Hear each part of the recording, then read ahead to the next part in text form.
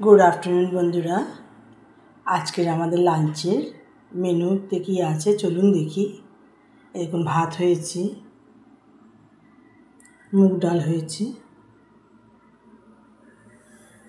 शशा दिये आलू दिये तरकारी हयेछे, थोर भाजा हयेछे,